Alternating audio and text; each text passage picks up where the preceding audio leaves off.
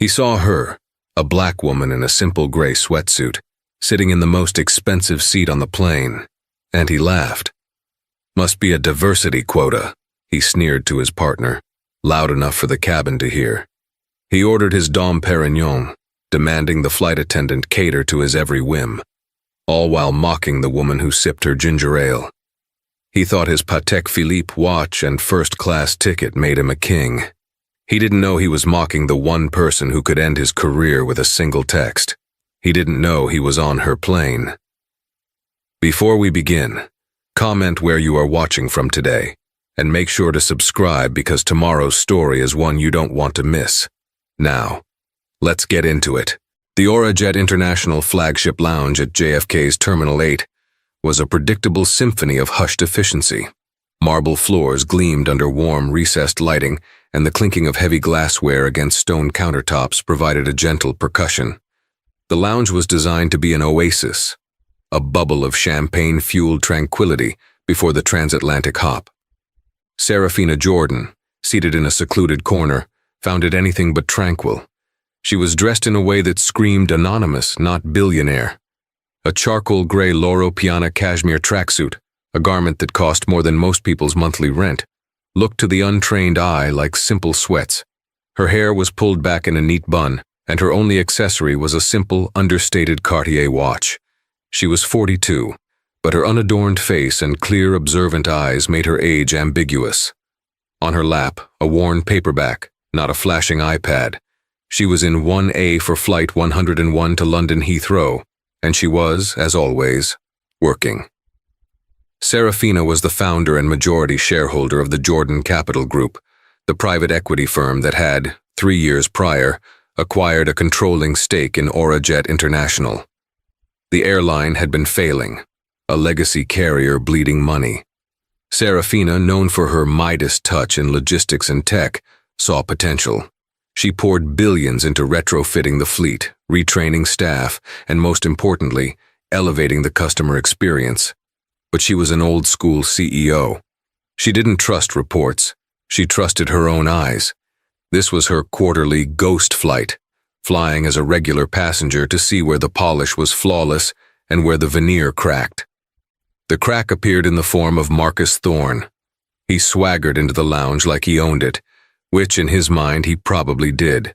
He was tall, with a mane of silvering hair brushed back, wearing a suit that was just a little too tight, a little too shiny. On his arm was Chloe, a woman half his age, encased in a white Balmain dress, her face a mask of sculpted neutrality. A massive, blood-red Hermes Birkin bag was slung over her arm. They didn't just walk to the bar, they announced their arrival. "Is this it?" Marcus boomed to the bartender, gesturing at the champagne on ice. "Veuve Clicquot? You're serving Veuve in the flagship lounge? It's like a glorified college party. Get me the Dom, 2012. If you don't have it, send someone to the duty-free to buy it." The bartender, a young man named Alex, flinched. "Sir, the Dom Perignon is reserved for the in-flight seller on our London route." "Then what am I paying for?"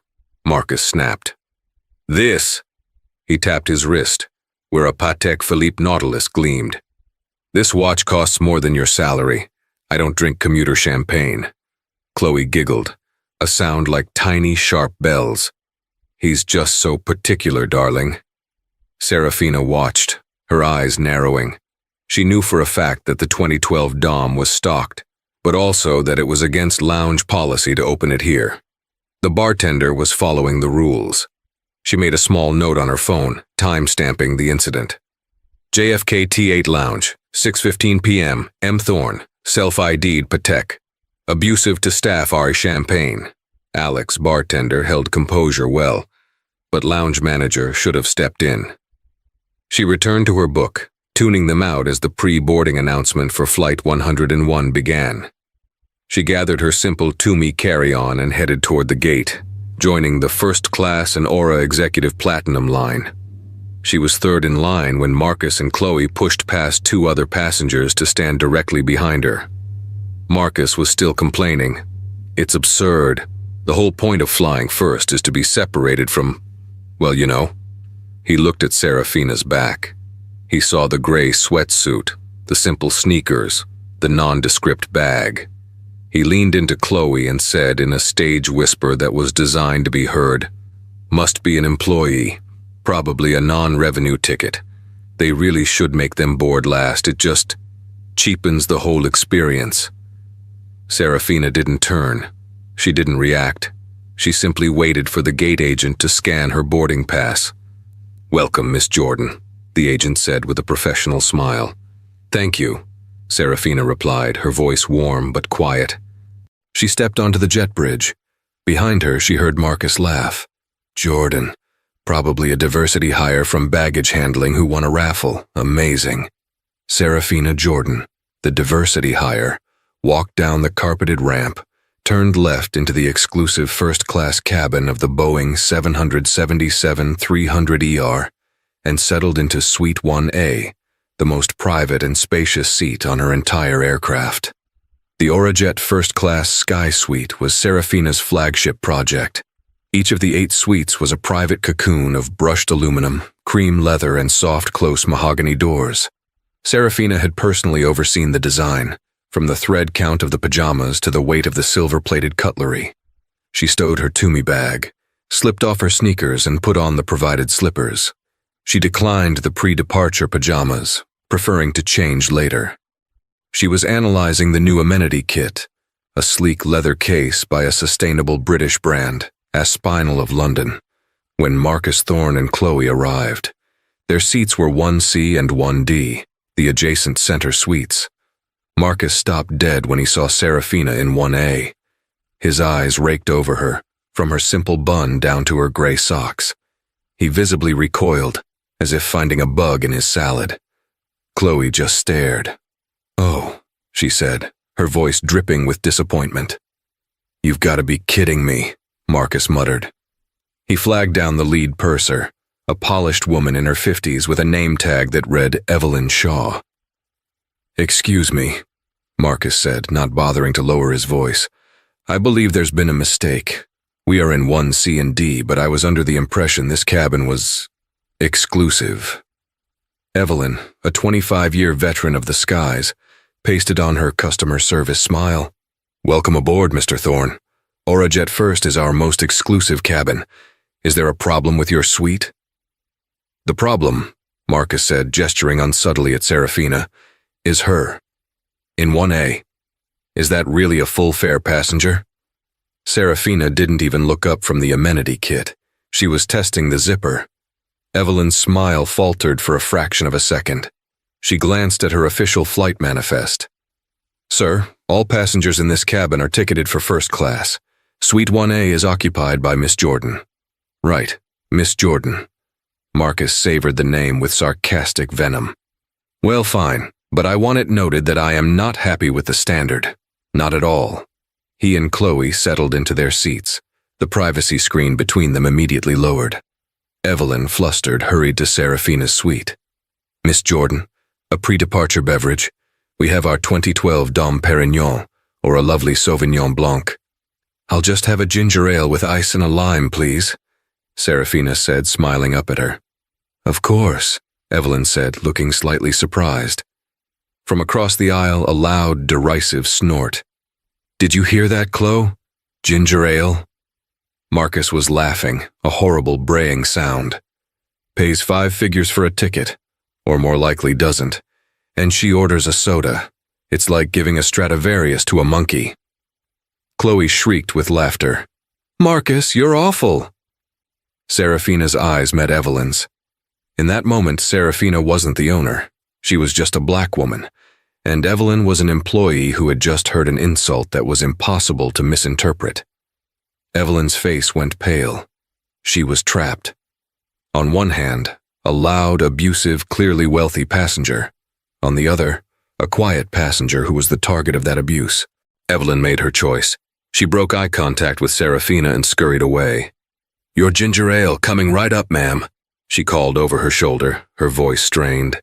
Serafina sighed, a long, quiet breath. This was the crack in the veneer. Her staff was trained for de-escalation, but that training apparently failed when the aggressor was wearing a patek. Marcus, emboldened by the lack of response, continued. He was now speaking to Evelyn as she returned with Serafina's drink. Make sure mine is the dom, darling. And I mean right to the brim. I've got to make up for the atmosphere. Evelyn avoided Serafina's gaze as she placed the ginger ale on the polished burlwood tray. Enjoy your beverage, Miss Jordan. Thank you, Evelyn, Serafina said, her voice perfectly level. As the purser left, Serafina took another note on her phone. Aurajet 101, 7:05 p.m. Passenger M. Thorne, 1C. Racially motivated harassment. Monkey. Diversity quota. Purser E. Shaw witnessed incident. Failed to intervene. Failed to file a passenger conduct report. Serious training deficit. She took a sip of her ginger ale. The flight hadn't even left the ground, and her review was already scathing. She was angry, but she was also methodical. This wasn't just an insult. It was a data point. A very, very expensive data point. The heavy doors of the 777 closed with a pneumatic hiss. The captain's voice came over the PA, welcoming them on the 6-hour 20-minute flight. As the plane began its taxi toward the runway, Marcus raised his glass of champagne in Serafina's direction, a mocking toast. To diversity, he sneered. Serafina met his gaze for the first time. She didn't scowl, she didn't frown. She just looked at him. An unblinking, analytical, appraising stare. It was the same look she gave a balance sheet just before she gutted a company's entire non-performing division. The look was so devoid of the reaction he wanted, anger or shame, that it unnerved him. He dropped his gaze first, turning back to Chloe with a grumble. Serafina Jordan closed her suite door, the do not disturb light glowing amber. The battle was over for now. The war, she knew, would resume at 38,000 feet. The ascent was smooth, a powerful, quiet climb that pressed them all gently into their seats. Once at cruising altitude, the fasten seatbelt sign pinged off, and the cabin crew sprang into their polished ballet of service. Serafina opened her laptop. She had a $1.2 billion acquisition proposal for a green energy logistics firm to review. For an hour, the only sound in her suite was the gentle hum of the engines and the quiet clicking of her keys. Then the meal service began. This was the centerpiece of the Aurajet first experience, and Serafina was keen to see its execution. The issues started with a junior flight attendant named Ben Carter.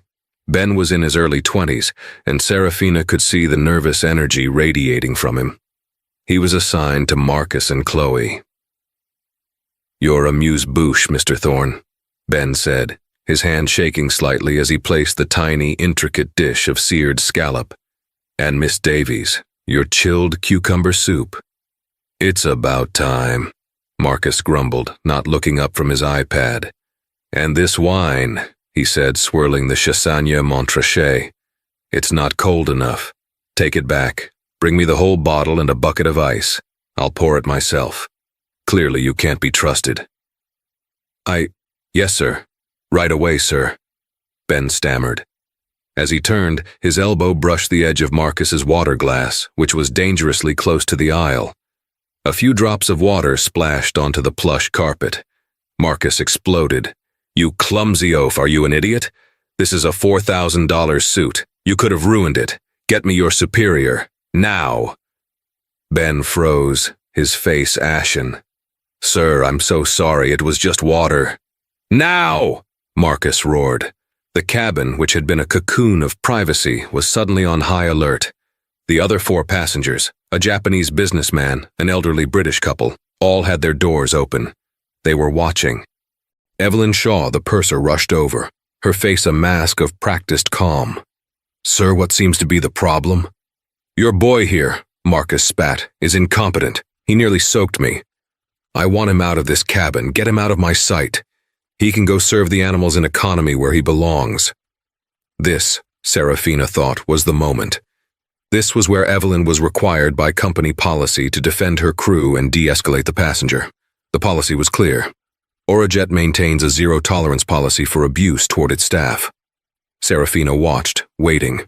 Evelyn looked at Ben's terrified face, then at Marcus's purple, enraged one.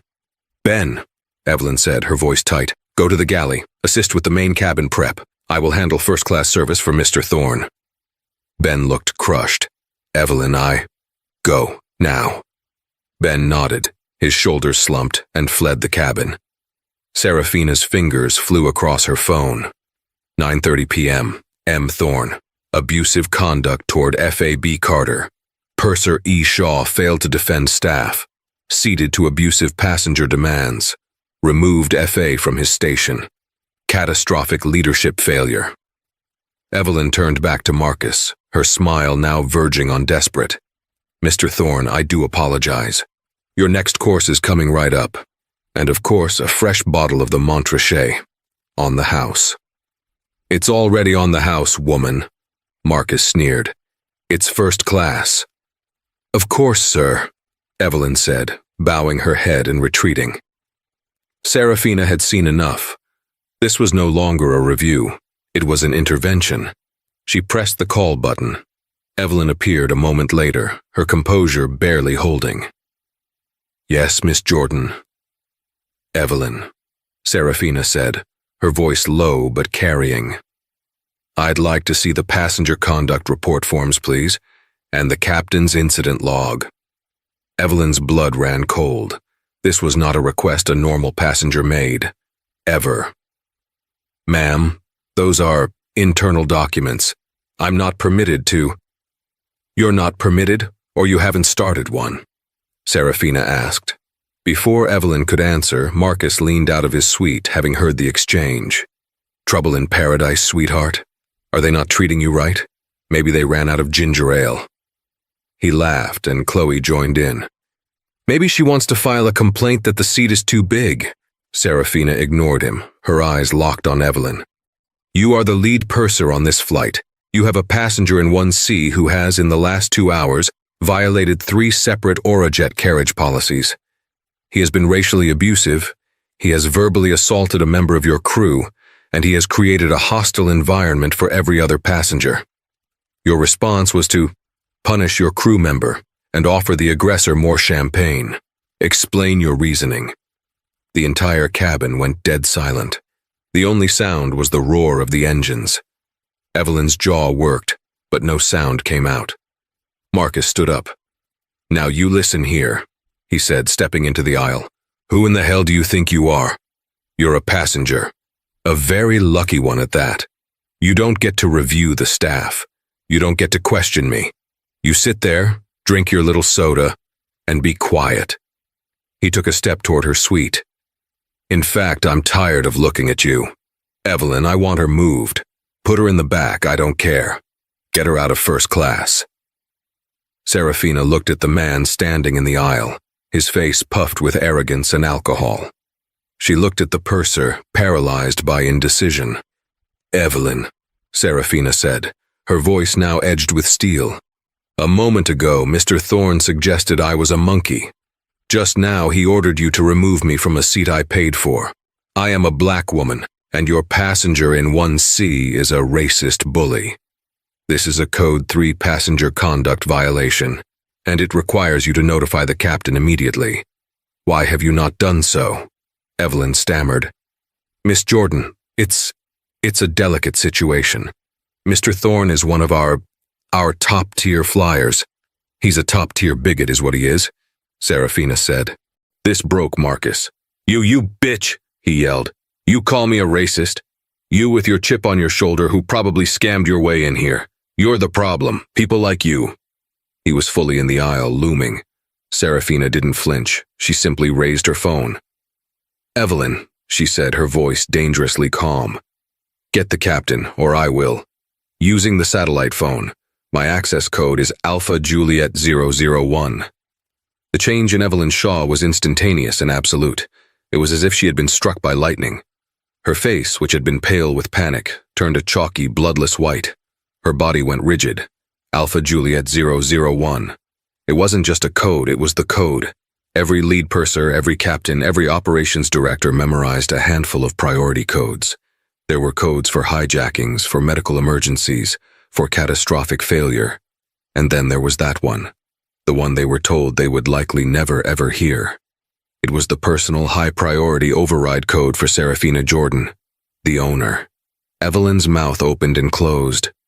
She looked at the woman in the gray sweatsuit, the quiet woman with the analytical eyes, and she didn't see a passenger anymore. She saw the face from the cover of Forbes and Fortune, the woman who had saved their airline, the woman who signed their paychecks. "Ma'am," Evelyn whispered. The word was choked, terrified. Marcus Thorne, however, was oblivious.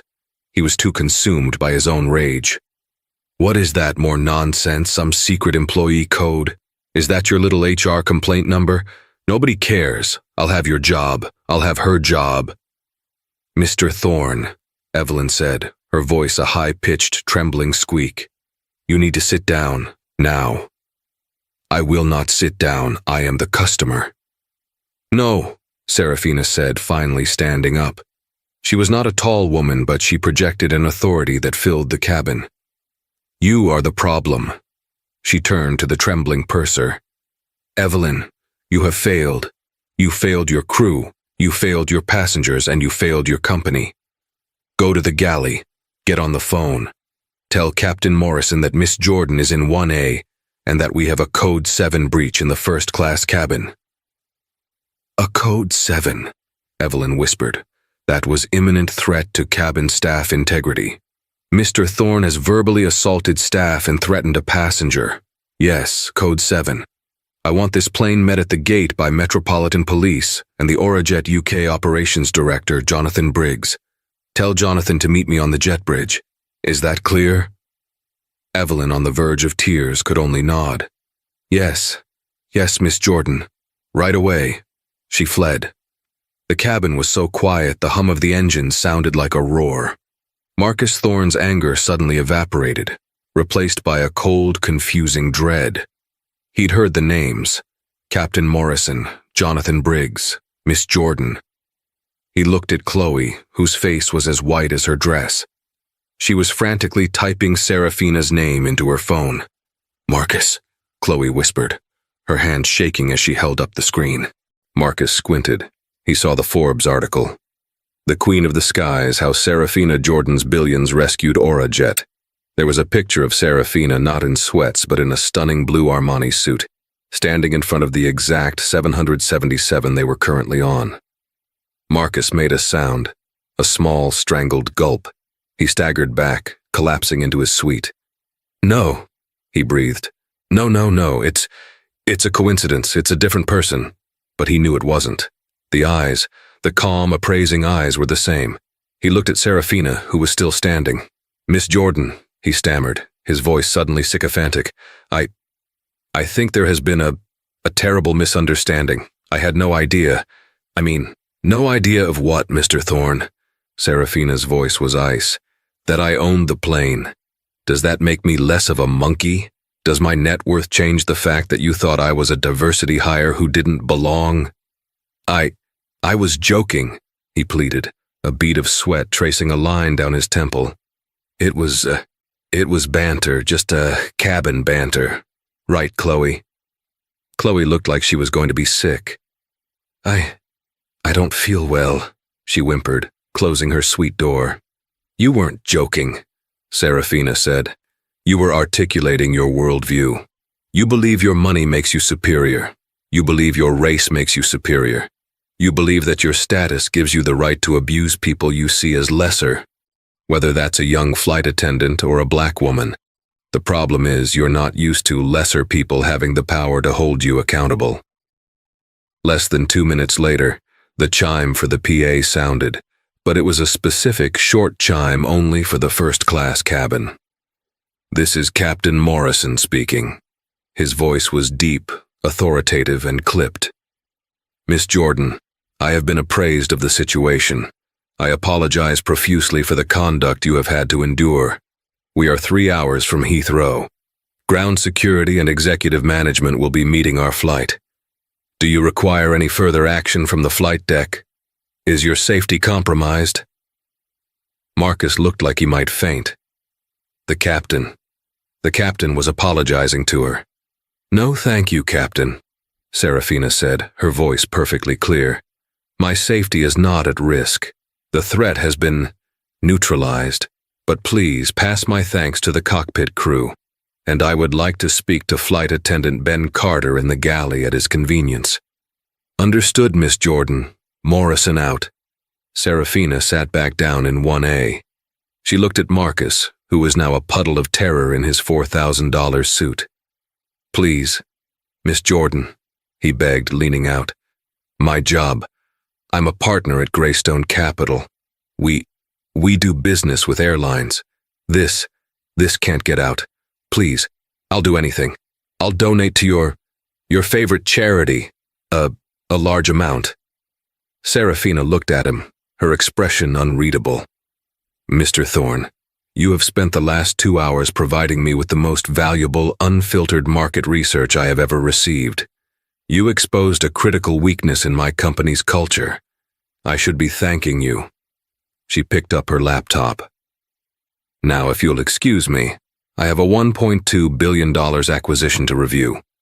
I suggest you use the next 3 hours to contact your legal counsel. I know I will be contacting mine. She closed her suite door, and the Do Not Disturb light glowed amber once more. For Marcus Thorne, it was the end of the world. For the remainder of the flight, the first-class cabin of Aurajet 101 was a tomb. The meal service was not resumed. The lights were dimmed, but no one slept. The other passengers, having witnessed the entire drama, stayed silent, occasionally exchanging wide-eyed glances. Chloe never reopened her suite door. Muffled sobs could be heard from within. Marcus Thorne sat ramrod straight, his face slick with a cold sweat. He didn't drink. He didn't move. He just stared at the bulkhead, his empire crumbling in his mind. He knew what contacting legal counsel meant. This wasn't just a customer service complaint. This was a corporate-level incident. Meanwhile, in the forward galley, a different scene was playing out. Serafina had stepped out of her suite and quietly entered the galley, where Ben Carter and a terrified Evelyn Shaw were standing. Serafina first addressed the young man. Ben. Is it Ben Carter? Yes, ma'am. Miss Jordan, ma'am, he stammered. Ben, I saw what happened. You were professional. You were polite. You were targeted by that man, and you did nothing wrong. I want to be very clear about that. Thank you, ma'am, Ben said, relief washing over his face. What you saw from your lead purser, however, she said, her voice hardening as she turned to Evelyn, was an abject failure. You threw him to the wolves. You broke your own company's protocol. Evelyn burst into tears. Miss Jordan, please. He was so aggressive. I have a mortgage. I have kids. I was scared he'd file a report that I'd be fired. I was just trying to keep the peace.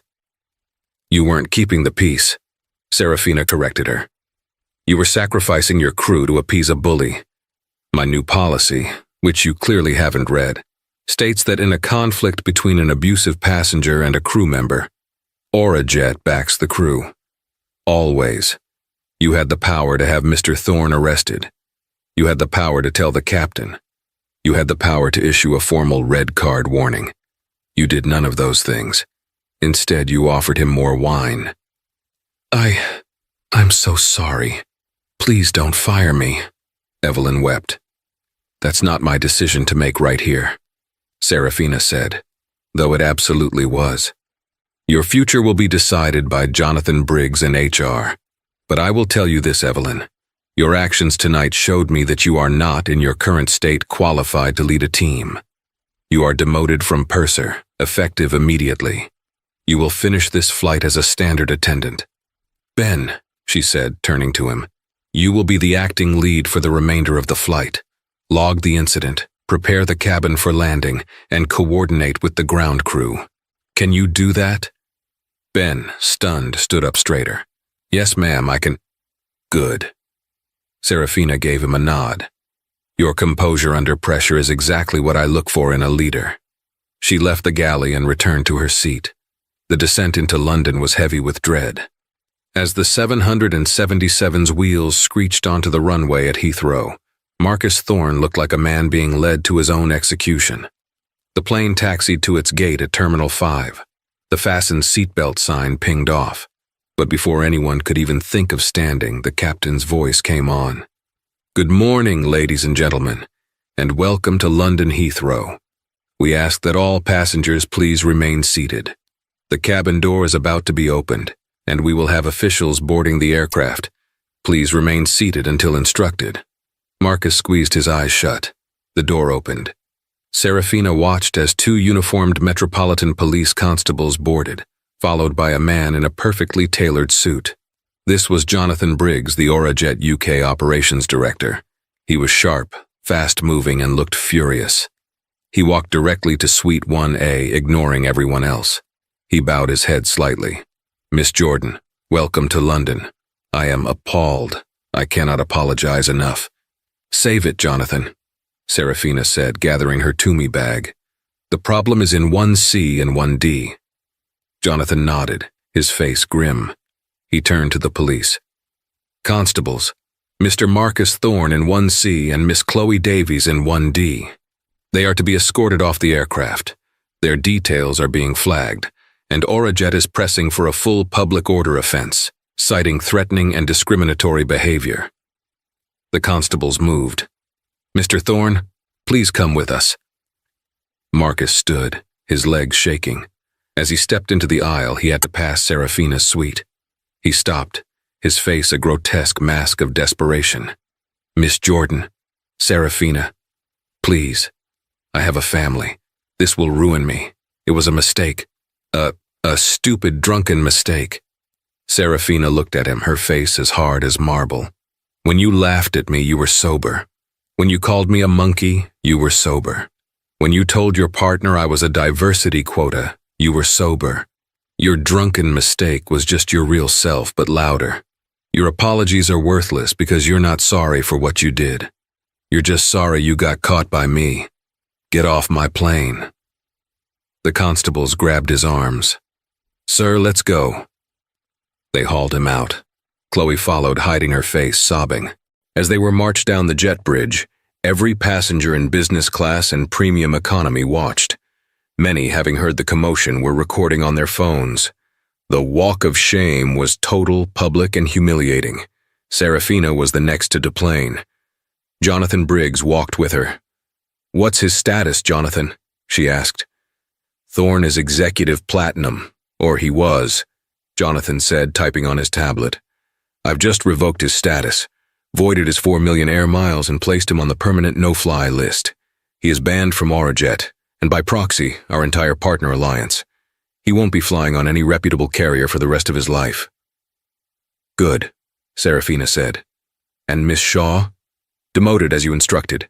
She'll be flown back to JFK as a passenger and will report to HR for a full disciplinary review. I'm recommending termination." "No," Serafina said. "Don't fire her. I want her on a 6-month performance improvement plan. Send her to every diversity, equity, and inclusion seminar we have. I want her working with our community outreach team in Queens.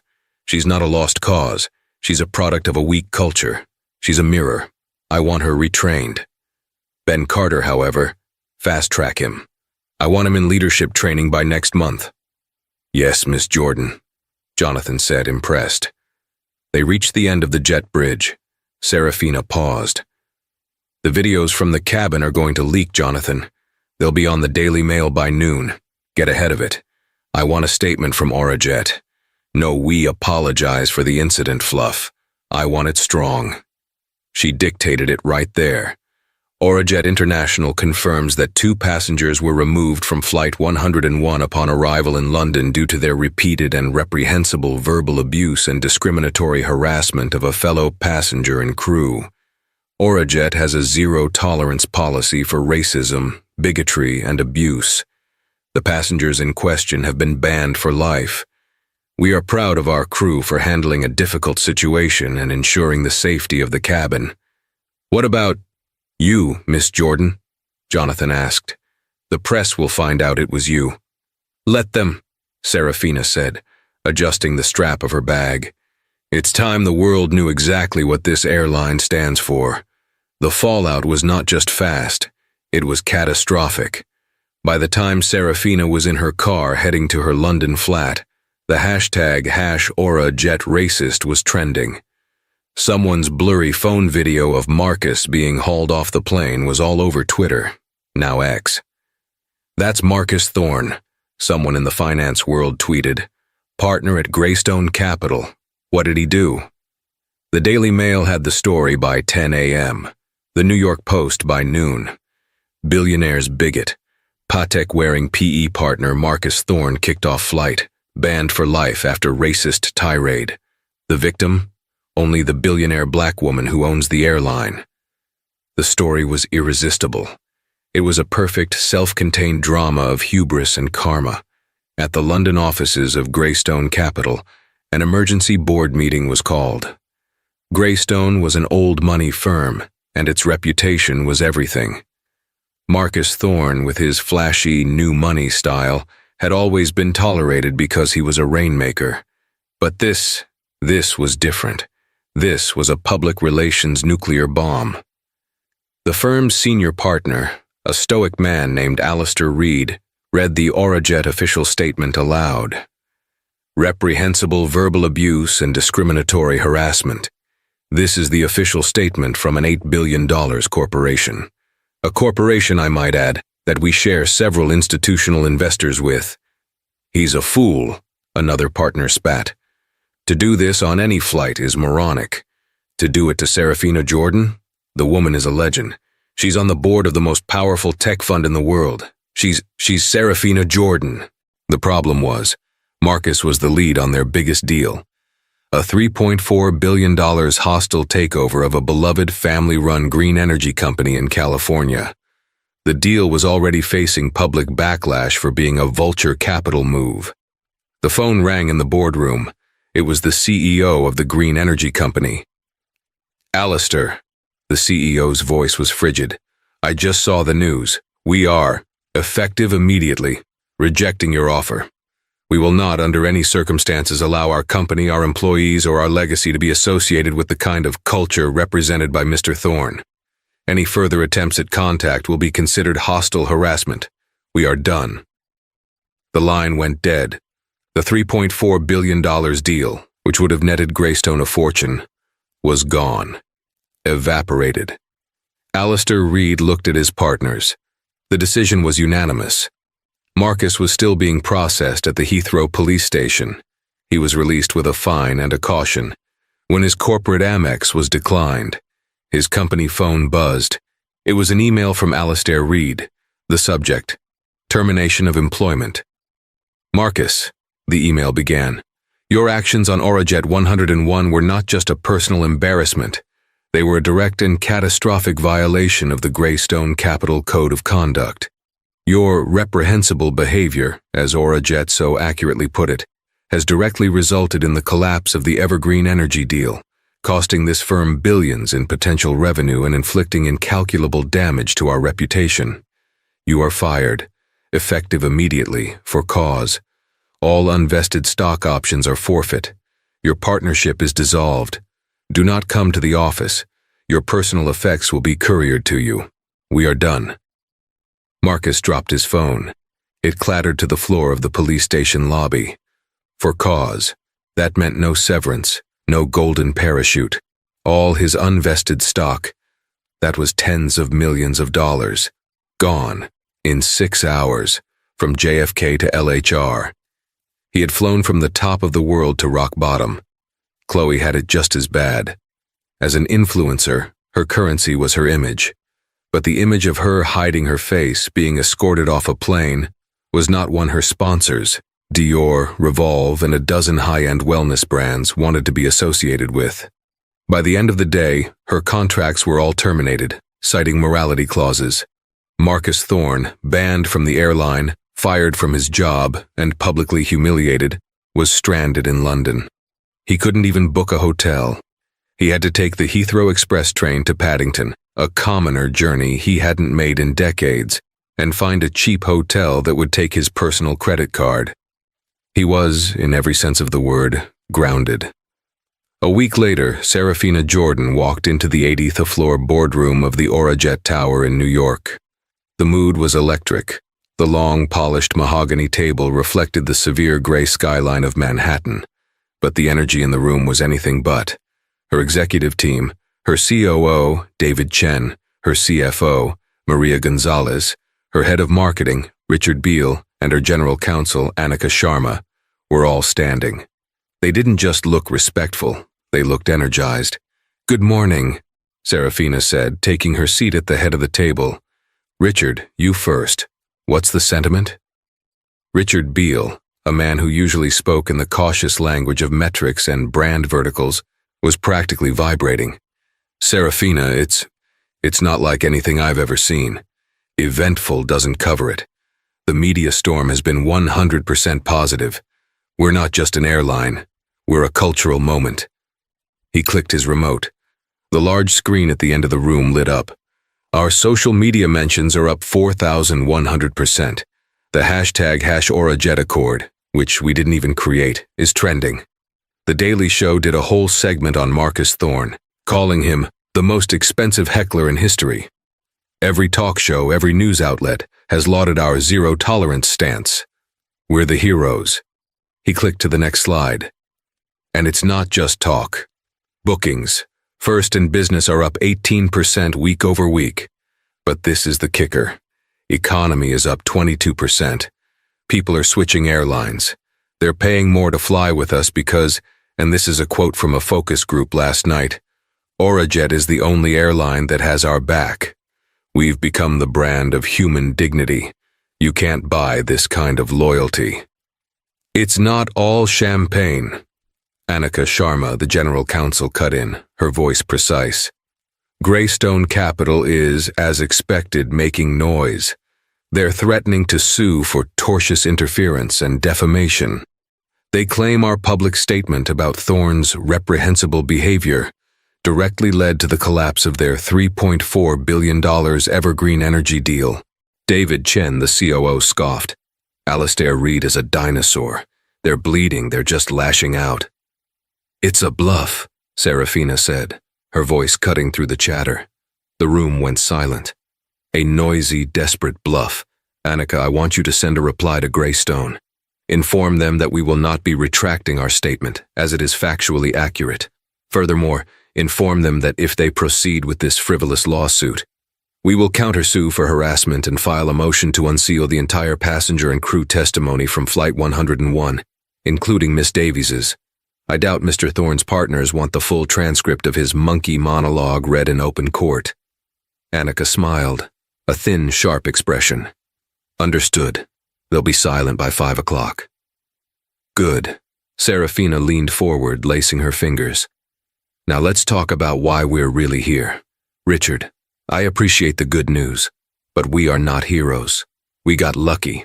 We got lucky that the passenger Marcus Thorne decided to racially abuse was me.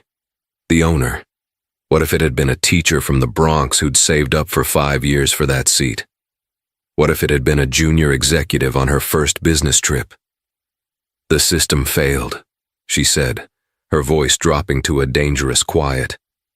"Evelyn Shaw, a 25-year veteran, caved like a wet paper bag. She threw her own crew member to the wolves to appease a bully. That is our culture. That is the cancer I've been talking about. We weren't a brand of human dignity last week. We were a brand of cowardice, and we got caught. The only difference is, I was the one who caught us." The room was stone silent. "So," she said, "we're going to change. Not our marketing, not our image, our bones. Today we are announcing the OraJet 101 Accord, and it is non-negotiable." The screen changed to a new slide. It had 3 simple, powerful points. First, the one warning protocol. Any passenger, regardless of status, I don't care if he's executive platinum or the King of England, who uses abusive, discriminatory, or threatening language to staff or another passenger, gets one formal verbal warning. This warning is to be logged by the purser in their handheld device, which will immediately notify the captain and ground control, a digital paper trail in real time. Second, the red card. A second offense, any further abuse, any escalation, any physical contact, is an immediate red card. The purser will be empowered with the captain's authority to issue it. The moment a red card is issued, that passenger is informed their contract of carriage is void. No more alcohol. They will be met by police upon landing. And here's the new part. Their status is revoked, and their miles are voided before the plane touches the ground. We are not waiting for a committee. The decision is made in the air. And third, she said, and this is the most important part, the crew is backed. She looked at David. We're announcing a new $10 million crew legal defense fund. From now on, any employee who follows the accord, who red cards a passenger, and who is then targeted by that passenger if they're sued, if they're harassed online, Orajet will provide all legal counsel at our expense. We will pay every dollar of their legal fees, and we will, as a corporation, countersue that passenger for frivolous litigation. We are taking the target off our employees' backs and putting it on this $8 billion corporation.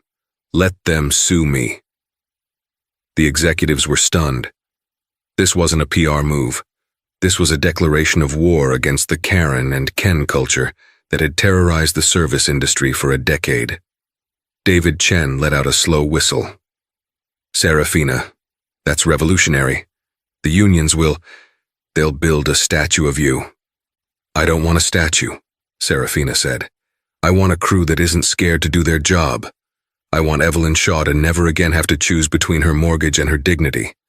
This accord is to be printed and framed at every check-in desk, in every lounge, and in every galley. Our customers need to see it. Our crew needs to breathe it. We are no longer just a transport service.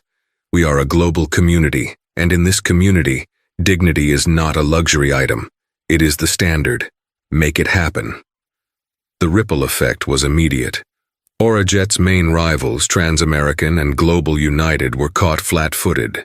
Their PR departments, used to boilerplate apologies, were hammered. Flight attendant unions publicly praised Orajet and cited the 101 Accord in their new contract demands, demanding their own crew defense funds. Within 2 months, both rival airlines, facing a PR nightmare and a staff revolt, begrudgingly announced similar sky-high standards and flyer-friendly policies. They were pale imitations, but it didn't matter. Serafina hadn't just changed her airline. She'd changed the entire industry. But the change was most profound for the people on Flight 101. For Evelyn Shaw, the descent had been a living hell. She was flown back to JFK in an economy seat, stripped of her purser rank. She reported to the Orajet HR building in Queens, a sterile gray box she had never been to, convinced her 25-year career was over. She sat opposite Cynthia Barnes, the formidable head of human resources. I know I failed, Cynthia, Evelyn wept, her voice hoarse. I've been doing this so long. The rule was always the customer is always right. Always, especially a platinum member. I saw him and I didn't see a bully. I saw a revenue-critical passenger. I saw my mortgage, my kid's college. I froze. I reverted to my old training. Your old training is the problem, Evelyn, Cynthia said, her voice firm but not unkind. That culture, the one that says smile while being abused, is dead. Miss Jordan killed it. Evelyn braced for the end. So I'm fired. No, Cynthia said, surprising her. Miss Jordan was very specific. She doesn't want you fired. She said you're not a lost cause, you're a mirror. She wants you retrained. From scratch. For 6 months, Evelyn was taken off all flights. Her days were spent in mandatory DEI seminars, sitting not with senior staff, but with the 20-year-old new hires. She listened as they talked about their expectations, their refusal to be mistreated. She was then assigned to the community outreach team, working at job fairs in the Bronx and Queens, talking to young black and brown applicants who wanted to join the airline. She wasn't Evelyn the purser, she was just Evelyn. She listened, she learned. The shame burned, but then it refined. 7 months after Flight 101, she stood in front of a new class of graduating flight attendants at the Orajet Academy. She was not in her purser uniform. She was in a simple, sharp trainer suit. "Good morning," she said, her voice clear and strong. My name is Evelyn Shaw. Some of you might have heard of me. I was the lead purser on Flight 101. The room, which had been buzzing, went dead quiet. I'm here today to teach you about the 101 Accord, but I'm not just here to read you the rules. I'm here to tell you a story about a man in 1C and a woman in 1A. I'm here to tell you what happens when you fail. I'm here to teach you how to be brave. I failed my test. You will not. By all accounts, she became the most effective and most respected instructor in the Academy's history. For Ben Carter, the trajectory was the exact opposite. He was summoned to Jonathan Briggs's London office. Miss Jordan was exceptionally clear, Briggs said, leaning back in his chair. She didn't just note your composure. Her exact words were, "That's my new benchmark for leadership. The company is paying for your full leadership and management certification, starting immediately. Your purser training starts Monday." "Sir," Ben stammered, I just did my job. No, Ben," Jonathan corrected him. "You did her job. You were the only one in that cabin who remembered what our values are, even when your own superior forgot. That's not doing your job. That's setting the standard. Welcome to management." A year later, Purser Ben Carter led his pre-flight briefing for the flagship London to Singapore flight. He was sharp, confident, and had the unflinching respect of his crew. "Listen up, team. Full flight 280 souls. I want a clean, safe, and respectful service. And remember," he said, tapping the framed 101 Accord on the galley wall, "I back you 100%.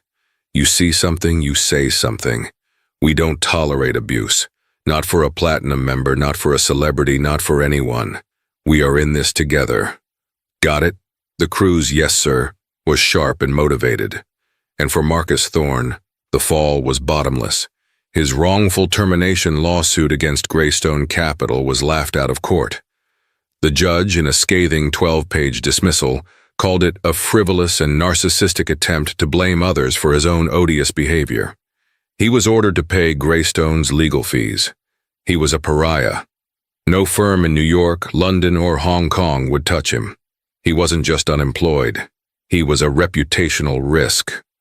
Chloe Davies, the woman in 1D, had released a tearful tell-all video, which garnered 3 million views, about how Marcus was always abusive, and she was so scared.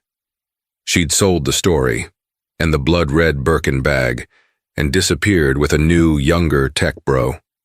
The New York Post ran a gleeful follow-up 6 months later. "Where is the Aurajet racist now?" They'd found him. They snapped a picture of him, 30 pounds heavier, in a stained polo shirt, outside a rundown golf course condo in Boca Raton. The $3.4 billion dealmaker was gone. The ultimate karma, however, came a year later. Marcus Thorne, having burned through his liquid assets, was at the Fort Lauderdale airport. He was at the Spirit Airlines counter, arguing with a gate agent. "What do you mean $65 for the carry-on? It's absurd. Don't you know who I am?" The agent, a young woman with pink hair, didn't even look up from her screen. "Sir, I just know you're $65 short for the bag. Pay or it stays." His hand trembled, not with power but with pathetic rage. He, Marcus Thorne, who had commanded billions and demanded Dom Perignon, was defeated by a budget airline bag fee. He paid. 2 years later, Serafina Jordan was in 1A on the new, ultra-long haul from New York to Singapore. A new purser, a young man named Leo, approached her. "Welcome aboard, Miss Jordan. It's truly an honor to have you. A pre-departure beverage? The 2012 Dom is chilled and ready." "I'd love one, Leo. Thank you," she said. As he poured, a man in 1D, also in a Patek, grumbled loudly. "The service is slow. Can we get this thing moving? I have a meeting." Leo paused. He turned to the man in 1D, his smile polite but firm. "Sir, we'll be with you in just 1 moment. All our first-class passengers will receive the same excellent service. We appreciate your patience."